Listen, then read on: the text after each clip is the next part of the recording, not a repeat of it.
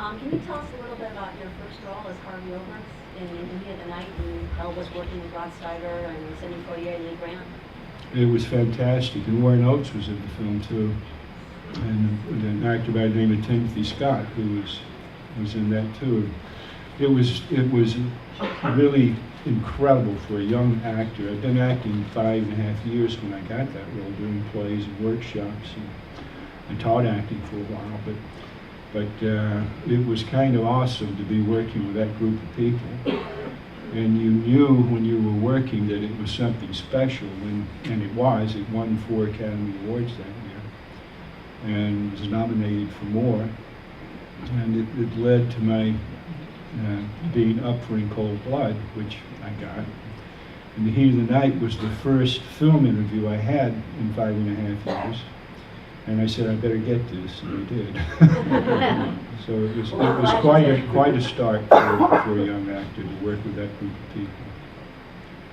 This young man down here.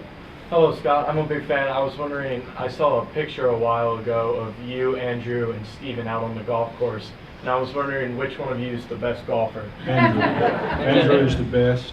Steven probably could be if he played more, and I'm the worst. I can score better than Steven, but he has more talent. Same lady right here. We'll go back there. Hi, Scott. I was wondering if you could tell us a little bit about In Cold Blood. Well, it was, the reason I was up for that relates to In the Heat of the Night. And Mr. Portier one day asked me if I was up for that film. And I said, what's that? And he said, it's something you should be up for. And also Quincy Jones, who did the score on In the Heat of the Night and In Cold Blood, without my knowing it, both of them had talked to Richard Brooks, who was the director of In Cold Blood, and telling him that he should see me, that they thought I was right for the role. So I went in, and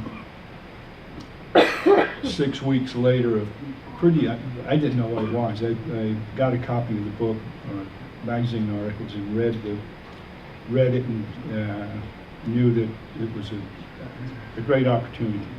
Though I will say, I wish that the film hadn't been made, the book hadn't been written, and the murders had never taken place. But since it did happen, I'm glad that the film and the book stayed true to the actual events and didn't glorify these two guys that committed that horrible crime. So it was a great experience. I mean, as far as work goes, it was very intense. It was very focused, and Richard Brooks was a volcano ready to erupt at any time. I think he did that maybe to keep people focused, but it was a great experience. Back there in the back. Being as you're most in tune with the character, I was wondering if you could write Herschel's epitaph, what would you write? Spaghetti Tuesdays ever wins.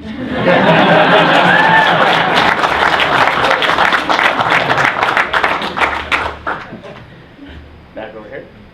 Is there any character on The Walking Dead that intrigued you as an actor that you would have considered playing other than Herschel, regardless of age or gender? Maybe I should play Judith because I think they're going to try to protect her.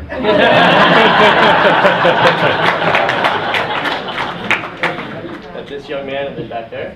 Was it more fun for you to... I'm sorry. Was it more fun to film at the prison or at your farm? Well, the farm was more fun because I wasn't using crutches all the time. And also I thought the farm was an opportunity for the characters to kind of reveal themselves to the audience, and I think a lot of fans were thinking it was a little slow, but I think that was an important time frame because you got to know who the characters were and you got to see them a little closer than you do in some of the episodes following that season. So I like Herschel's farm. Back there in the back. Hello, Scott. Hey, I just wondered, have you heard anything about a Walking Dead movie or a TV series spinoff? No, I haven't. That would be awesome. Yeah, they confirmed that. Yes, ma'am. I would say, hey, yes, I'm a big fan, and I'm so glad to see you still with the beard and looking like Herschel. The reason for that is that there's going to be some more flashbacks. Maybe you're right, I don't know. I mean, they haven't told me. You send a note to AMC and tell them that's what you think should happen. Right down front. I was wondering what you took away from your time at The Walking Dead. Like, what did you learn?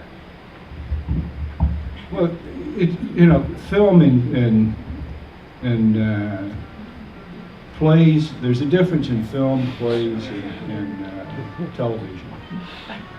And the difference is, in a play, you realize the full arc of the character in one night. And in a film, you read it and you realize the full arc of the character by reading the film. In this, you don't. I mean, it's an evolving process. So there may be a line that you have, and you say this will pay dividends down the road, and you have an idea of how it should pay off. So you kind of plant that seed, but by the way you perform the line, by the way you do it, and sometimes it bears fruit. Sometimes there is a payoff for it down the road. Sometimes there isn't. Sometimes you say, wait a minute, back here we said this. So this is in contradiction to that. Are we doing that on purpose? Do we know why we're doing that? Or should we rethink doing this now? So it's kind of more interesting for me to work in a situation like that where it isn't predetermined what you're going to do. It kind of gives you a little more freedom to set up who the character is. Back there in the back. Big fan as well. Thank you so much. My wife and I often talk about if we could be your children too. Because we love your parenting skills. But my question is, I know you did not start at the beginning of the show. One of the things that drew me to the show was Frank Darabont. And I know there were a lot of showrunner changes. How did you all deal with that? What was your perspective on that? And did you feel like it helped the growth of the show, or was it more of a challenge for you?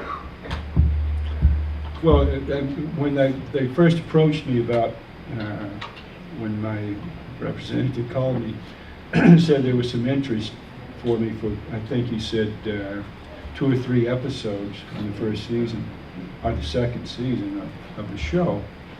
I said, what's it about? And he said, zombies. And I said, right.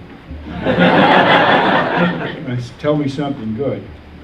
And he said, Frank Darabont. And he said, Gail Ann Hurd. And I said, that's good, because these two people have been involved in a lot of wonderful films, and they're really film people and creative people, and when you hear certain names, you know you should pay attention.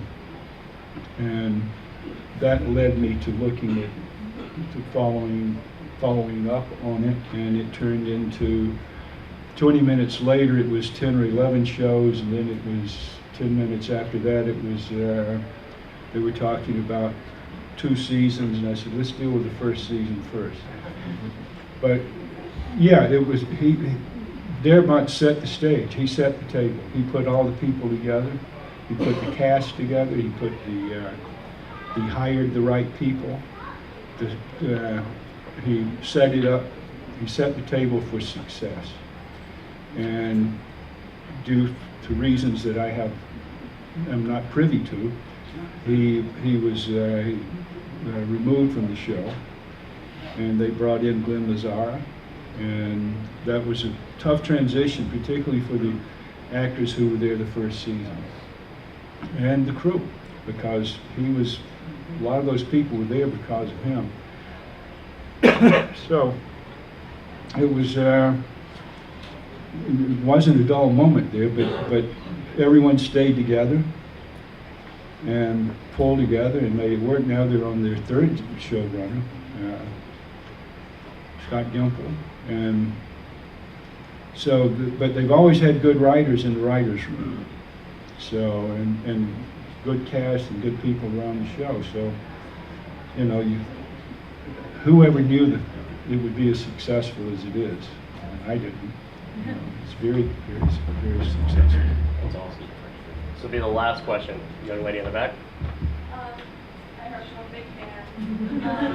On the show, who's left? Who do you think has the best chance to survive? Judith.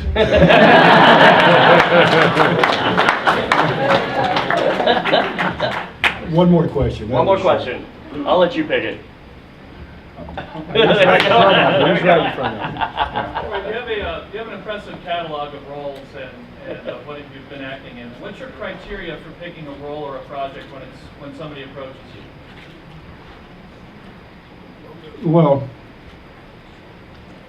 I like to feel like it's a challenge. I like to feel like it's something that is not going to be that easy, you know, because I have a work ethic. I like to think I'm working. But when it's going well, it's work that you love to do. So, and I love to do the work. I mean, it's a special business that I'm in, and it's a gift to those who are able to survive in it. And I've been very fortunate to survive. So. That's awesome. Ladies and gentlemen, make some noise.